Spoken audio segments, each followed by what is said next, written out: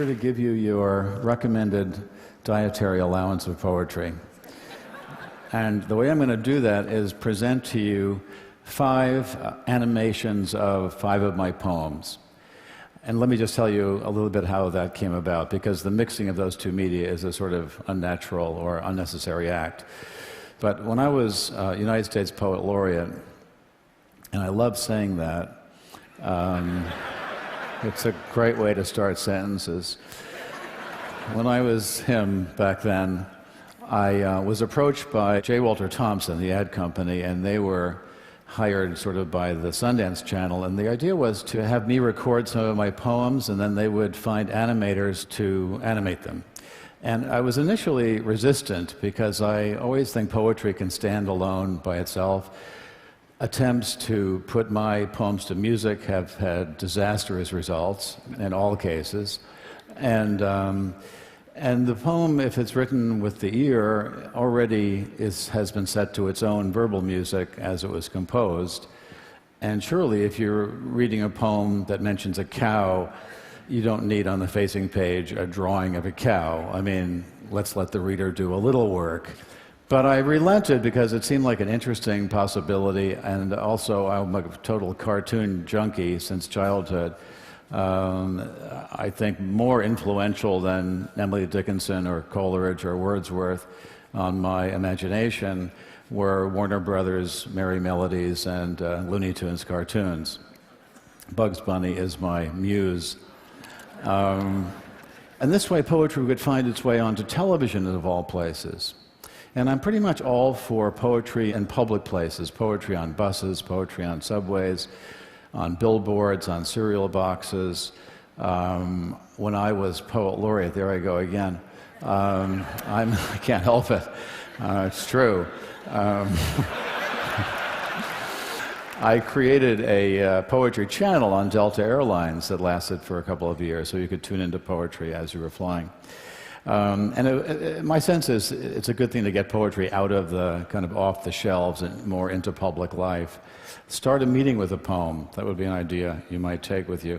When you get a poem on a billboard or on the radio or on the cereal box or whatever, it happens to you so suddenly that you don't have time to deploy your anti-poetry deflector shields that were installed in high school. So let us start with the first one. It's a little poem called Budapest, and in it I reveal, or pretend to reveal, the secrets of the creative process. Budapest. My pen moves along the page like the snout of a strange animal, shaped like a human arm, and dressed in the sleeve of a loose green sweater. I watch it sniffing the paper ceaselessly, intent as any forager that has nothing on its mind but the grubs and insects that will allow it to live another day. It wants only to be here tomorrow, dressed perhaps in the sleeve of a plaid shirt, nose pressed against the page, writing a few more dutiful lines, while I gaze out the window and imagine Budapest, or some other city where I have never been. So that makes it seem a little easier. Writing is not actually as easy as that for me, but I like to pretend that it comes with ease. One of my students came up after class an introductory class, and she said, you know, poetry is harder than writing, which I found both erroneous and profound. So I like to at least pretend it just flows out. A friend of mine has a slogan, which he's another poet. He says that if at first you don't succeed, hide all evidence you ever tried. The next poem is also rather short, and it really is just, poetry just says a few things in different ways. And I think you could boil this poem down to saying, some days you eat the bear, other days the bear eats you, and it uses the imagery of dollhouse furniture. Some days. Some days I put the people in their places at the table. bend their legs at the knees, if they come with that feature, and fix them into the tiny wooden chairs. All afternoon, they face one another, the man in the brown suit, the woman in the blue dress, perfectly motionless, perfectly behaved. But other days, I am the one who is lifted up by the ribs, then lowered into the dining room of a dollhouse to sit with the others at the long table. Very funny, but how would you like it if you never knew from one day to the next, if you were going to spend it striding around like a vivid god, your shoulders in the clouds, or sitting down there amidst the wallpaper, staring straight ahead with your little plastic face? Okay. There's a horror movie in there somewhere. The next poem is called Forgetfulness, and it's really just a kind of poetic essay on the subject of mental slippage.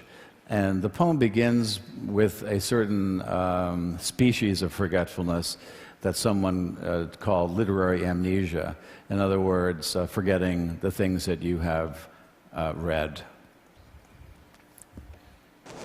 Forgetfulness. The name of the author is the first to go, followed obediently by the title, the plot, the heartbreaking conclusion, the entire novel, which suddenly becomes one you have never read, never even heard of.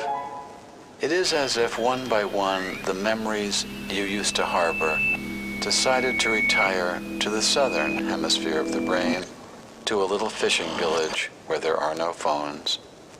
Long ago, you kissed the names of the 9 muses goodbye, and you watched the quadratic equation pack its bag.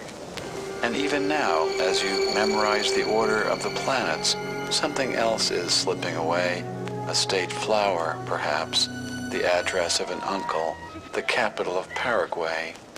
Whatever it is you are struggling to remember, it is not poised on the tip of your tongue, not even lurking in some obscure corner of your spleen. It has floated away down a dark, mythological river whose name begins with an L, as far as you can recall, well on your own way to oblivion, where you will join those who have forgotten even how to swim and how to ride a bicycle.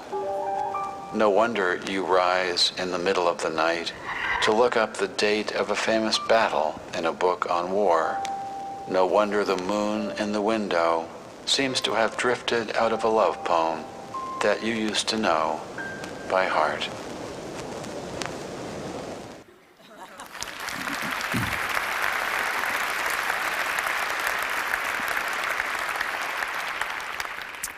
The next poem is called The Country, and it's based on when I was in college.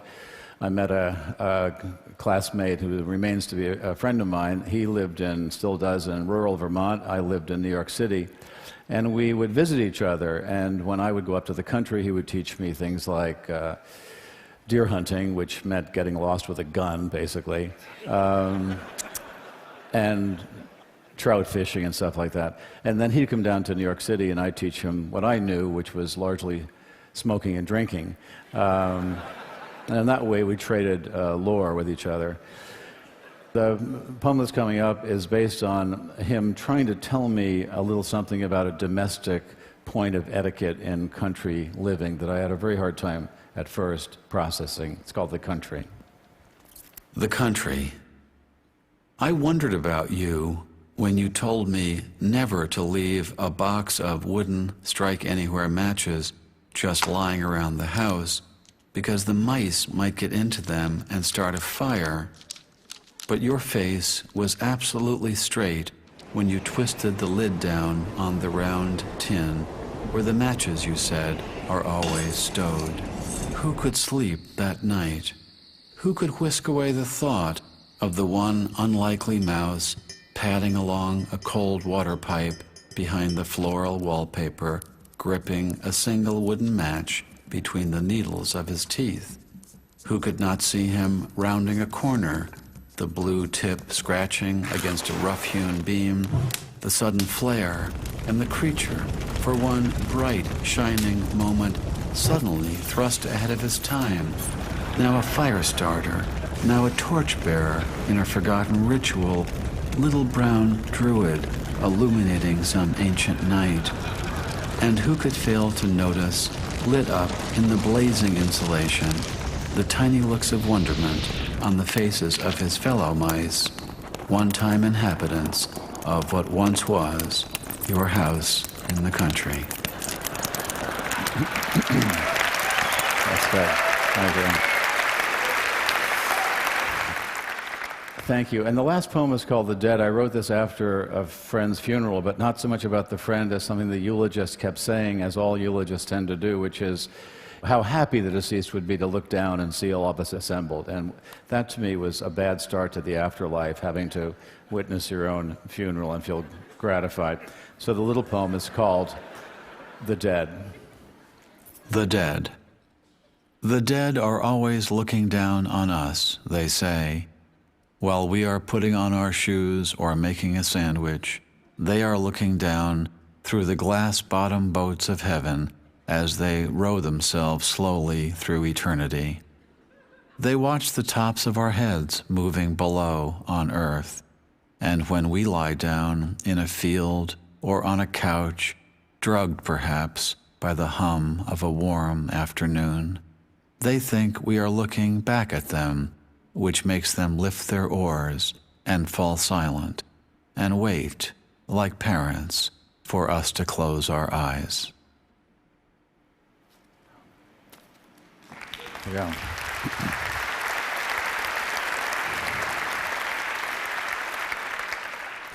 I'm not sure if other poems will be animated. It took a long time. I mean, it's rather uncommon to have this marriage, a long time to put those two together.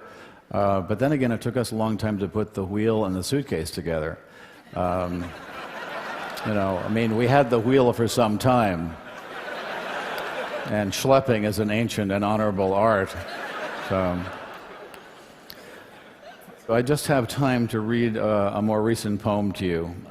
It's about, if it has a subject, the subject is adolescence, and it's addressed to a certain person. It's called To My Favorite 17-Year-Old High School Girl. Do you realize that if you had started building the Parthenon on the day you were born, you would be all done in only one more year? Of course, you couldn't have done that all alone, so never mind. You're fine just being yourself, your love for just being you. But did you know that at your age, Judy Garland was pulling down $150,000 a picture? Joan of Arc was leading the French army to victory, and Blaise Pascal had cleaned up his room. No, wait, I mean he had invented the calculator. Of course, there will be time for all that later in your life, after you come out of your room and begin to blossom, or at least pick up all your socks. For some reason, I keep remembering that Lady Jane Grey was Queen of England when she was only 15. But then she was beheaded, so never mind her as a role model.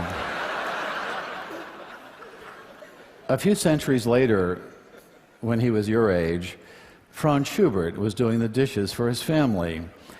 But that did not keep him from composing 2 symphonies, 4 operas, and 2 complete masses as a youngster. But of course, that was in Austria at the height of Romantic lyricism, not here in the suburbs of Cleveland. Frankly, who cares if Annie Oakley was a crack shot at 15, or if Maria Callas debuted as Tosca at 17? We think you are special just being you, playing with your food and staring into space. By the way, I lied about Schubert doing the dishes, but that doesn't mean he never helped out around the house. Thank you. Thank you. Thank you. Thanks.